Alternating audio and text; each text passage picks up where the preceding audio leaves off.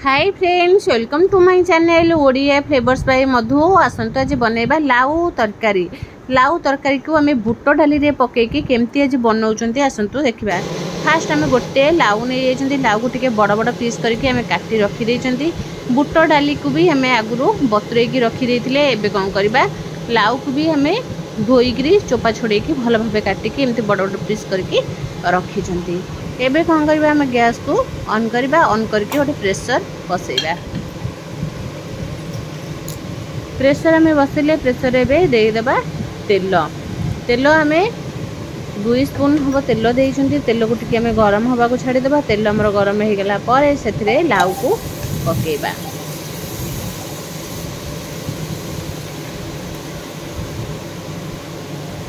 लाउ एबे हमें पके देले। लाउ पकेकी आपको कौन करबा, लाउ को पकेदेले पकेकी आपको भल भाबे गोले नबा।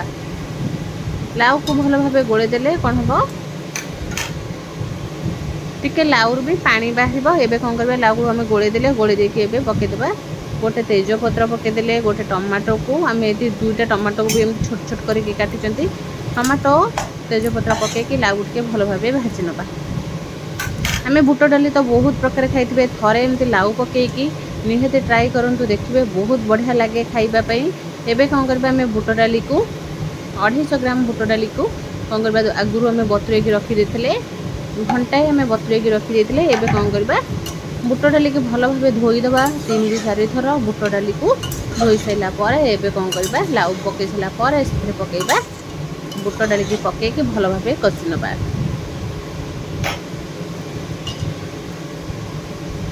एबे हमें देखंतु लाउ को पकेकी कसला पर भीतर एबे हमें एते पकेदेले हल्दी पाउडर 1 ରୁ 1.5 स्पून हल्दी पाउडर। स्वाद अनुसार लूण पकेदेले। लूण हल्दी पकेकी आम कौन करबा, भल भाबे गोली नबा। आपको बढ़िया से पूरा गोले देबा जेमते हमर लूण हल्दी भल भाबे मिसी जिवो।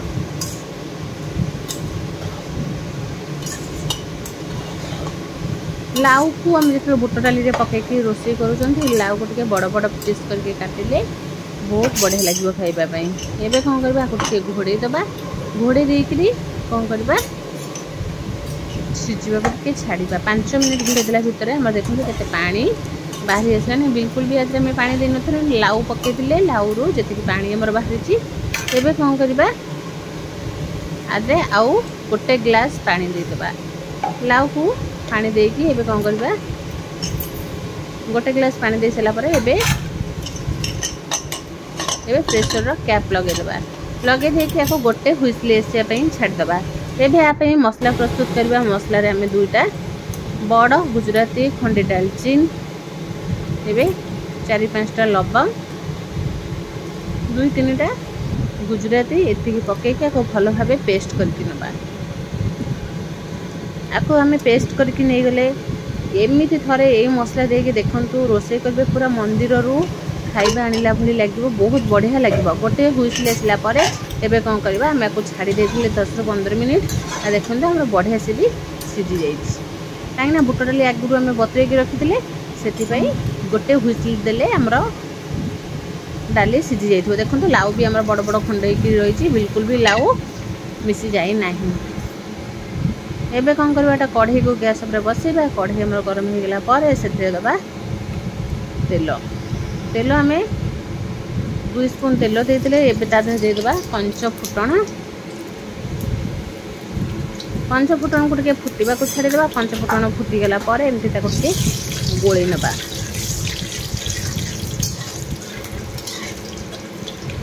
पंच फुटण को टिके फुटीबा पई छाड़ी देबा। फुटी साइला पर एबे आधरे पकेइबा रेड चिली पाउडर पकेबा।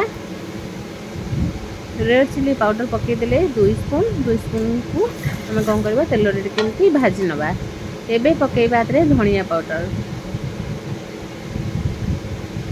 धनिया पाउडर 1.5 स्पून एबे दे दिचंती। हम जीरा पाउडर भी 1 स्पून हम दे दिचंती। देकी आको कौन करबा, आउ टिके तेल रे आको भल भाबे गोळी नबा। एबे हमें बाटी रखिथिबा मसला को पके देले। बाटी रखिथिबा मसला को एबे पकेकी आको टिके भल भाबे कसिबा। यही मसला को आम जो पकेबा यार बास्ना पूरा मंदिर बास्ना आसला भाई लगे बहुत बढ़िया लगे यार बास्ना। एबे कौन करबा आम मसला को भल भाव टिके कषिदेबा कषिकी या कौन करबा ये पानी देदेबा पानी देकी आउ टिके भल भाव या कषिबा को छाड़ीदेबा जेपर्यंत आमर मसलू तेल न बाहरी।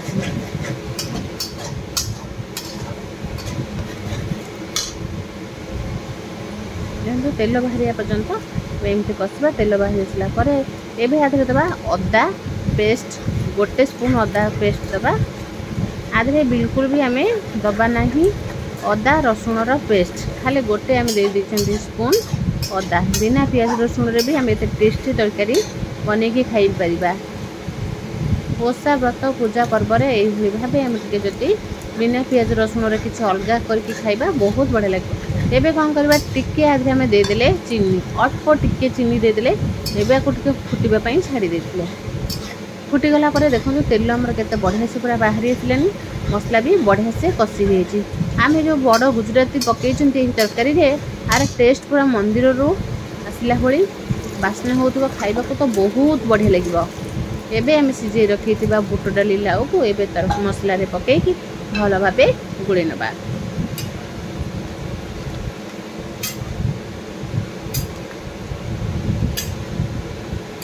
एबे आपको टिके गोली सारिकी फुटवा को छाड़ीदबा देखो आम लाउ पूरा से गोटे गोटे रही आपको पूरा आम टिके सुखा सुखा बनइबा आपको रुटी परोटा अरुआ भात सहित खाते बहुत बढ़िया लगे यार बास्ना खाई बास्ना जमी खाइबा को तो बहुत बढ़िया लगे।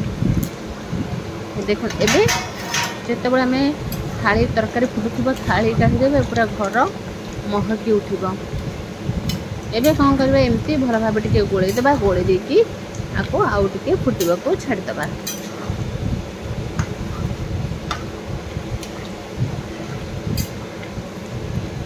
फुटवा को छाड़ा फुटीगला एबे आम काटिकी रखिथिबा धनिया पत्र को पकेबा। देखो तरकारी आमर जिते आम गैस को बंद करदेबा तरकारी केते बढ़िया होगी आसब। एबे एमती गोले देले गोले देकी धनिया पत्र पकईदे धनिया पत्र पकईकी गरम मसला आम पकईबानी कहीं आगुरी आम गरम मसला बाटी से गरम मसला आ पछरे पकईबा नहीं। देखो तरकारी जिते बड़े आम गैस को बंद करदेबा तरकारी कलर केते बढ़िया आसी जाइए। निहाती यही भावे ओषा पूजा पर्व निहाती ट्राई करंतु बिना पियाज रसुण रे लाउ बुट तरकारी आपको गोली सारापर यार केते कलर बढ़िया आसी आमर देखो यही टाइप तरकारी हेबो। जदि भल लगे लाइक शेयर कमेंट सब्सक्राइब निश्चय करेंगे।